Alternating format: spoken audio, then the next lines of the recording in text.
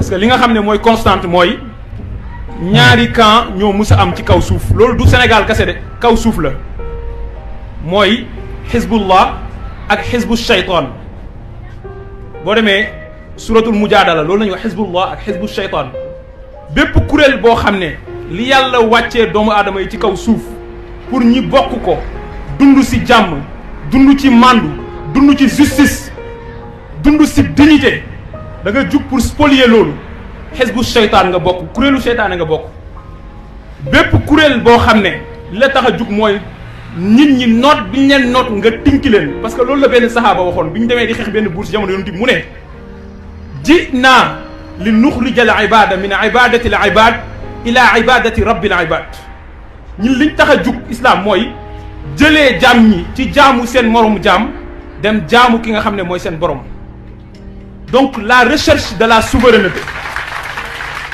la quête de souveraineté dafa nekk loo xam ne nañu xam ne dafa am dimension spirituelle yonent bi moo wax ne képp ku téye sa alal maanaam wàcc liggéey ba ngoon jox ñu fay la salaire yu 50 000 nga xam ne da nga mel ni sama genre gi bëriwoo salaire ngay dox agresseur dogaale la ne la dama bëgg a nangu li nga yor nga ne ko maa bañ joxuma la ko yonent bi nee na bu ngeen xeexee ba mu jël sa bakkan ajana nga jëm waa léegi kuy xeex pour alalu sénégalais yëpp fan nga jëm boo deewee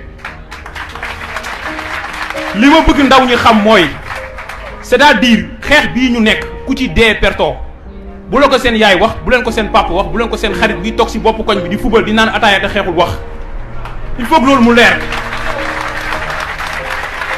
c'est une dimension spirituelle loolu dafay tax ngeen am ay ressources internes yi tax ngeen xam ne li ngeen di xeex amul perte soit résultat day am dans le court ou le moyen terme. ne nag sénégalais yi gannaaw yàlla man yéen laa bàyyil sama bopp gannaaw yàlla parce que man yàlla rek laa gëm moom rek laa wéeru nit laa jaam laa matadi naa comme kenn ku nekk ci ñun waaye yàlla rek laa gëm boolewu ma kook lenn dendelewu ma kook lenn lu am rek mooma lu am rek damay dellu ne ko sant naa la neex na naqari na ma ne Sénégal yi gannaaw yàlla yéen ñi nga xam ne yéen a ma tax a sonn yéen ñi nga xam ne yéen a ma tax a xeex yéen ñi nga xam ne yéen a tax ma bàyyi sama lépp ñàkk sama lépp ngir Sénégal baax ba faw yéen mbir mi seen mbir la bu ngeen nangoo li Macky Sall bëgg ma xam ne loolu la yàlla dogal ma muñee ko sama borom waaye askan wi bu ñu nee lii du fi amee loolu mënul am parce que askan rek moo am solo cim réew askan rek moo am sañ-sañ moo yor souveraineté kuñ fi teg nga jaakaar ni am nga police am nga gendarmerie amoo dara. mu ngi sonn nag pour 3e mandat daf koy nëbb man ñu ko jege te nekk ñu ci ay gouvernement yi ñoo ko wax ni ma mu ngi préparer 3e mandat li mu mën yëpp mu koy def mais on verra ñun même bu ñoom Sonko marché wul ñoom ñi ci des marché wul man je m'en occupe.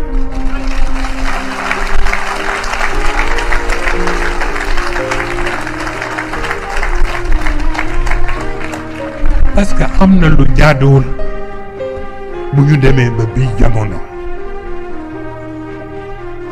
ñuy tudd président bu Congo Brazza ni mooy numéro 1 waaw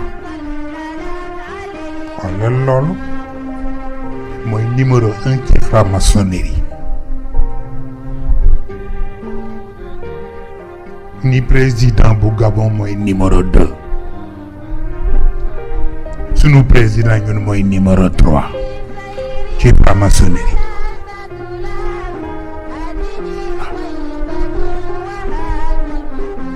combine bëre mooy 4e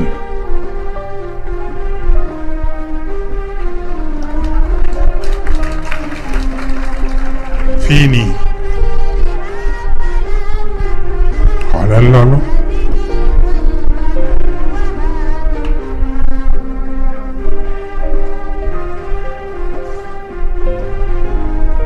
combine bëre benn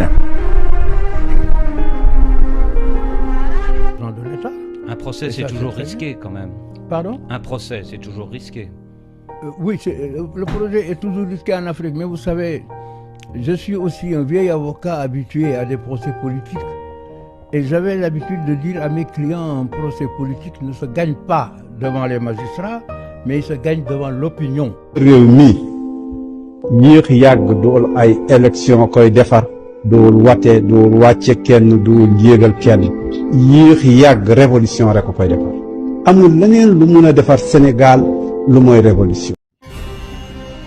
Appelez-le terroriste, il sera aimé par le peuple. Traitez-le de rebelle, il sera protégé par la nation. Tenter de le toucher, c'est mettre fin à votre existence. Rien ni personne ne pourra arrêter cette révolution. La machine de l'impérialisme tremble. Le système du néocolonialisme agonise. La fin de la dépendance arrive. Le début de l'indépendance s'annonce. Ousmane Sonko est né pour libérer le Sénégal. Le Sénégal se transformera. Cette jeunesse-là que je vois aujourd'hui, elle se battra avec les armes de son époque, avec les moyens de son époque, qui ne sont pas les armes et les moyens de notre époque. Ça aussi, nous devons avoir nous-mêmes l'humilité. Nous ne sommes pas plus héroïques que cette jeunesse. La jeunesse est un moment dans la vie. Les jeunes d'aujourd'hui sont les vieux de demain. Donc moi, c'est avec beaucoup d'optimisme que je vois l'avenir de ce continent. Parce que partout où je vais, ce bouillonnement, même jusque dans les excès, il faut l'accepter. Parce que les excès aussi sont produits par ceux qui sont en face. C'est ça. La passion de liberté abrite chacun d'entre nous. Et c'est cette passion de liberté que je vois chez les jeunes, toujours. C'est ça. Et je les encourage à ça. Naturellement, avec humilité, il faut améliorer les choses. Mais c'est par la lutte, comme disait Sankara, qu'on se libère. C'est pas par la soumission qu'on se libère. La patrie ou la mort.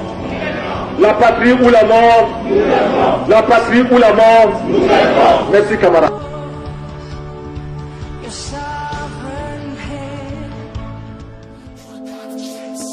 milliardaire si ñetti at xam nga ni trian la bul ma waxu prési waxi saay-saay la pauvreté ngi gën a yokk abal ñu ngir yàlla mënoo dox suñu yoon daalu tubaab nga et puis sax pour muy leer fa bourse familiale xaw ma kañ la gaa yi sib ne lii de sarax la opposant yi nga jël fexeel yóbbu jeel gouvernement bu la job ni dëmm warax la votel yaawu jaal gën joxaat la même réew ministre yu cuune gaaw beew bëgg wax pour seew dem leen France moo leen moom te jox ñu suñu réew bëgg bëri bañ bëri tracé nañ bi géew defal sa arène ay milliards place cumukaay lutte gréco-romaine yaa yab Sénégal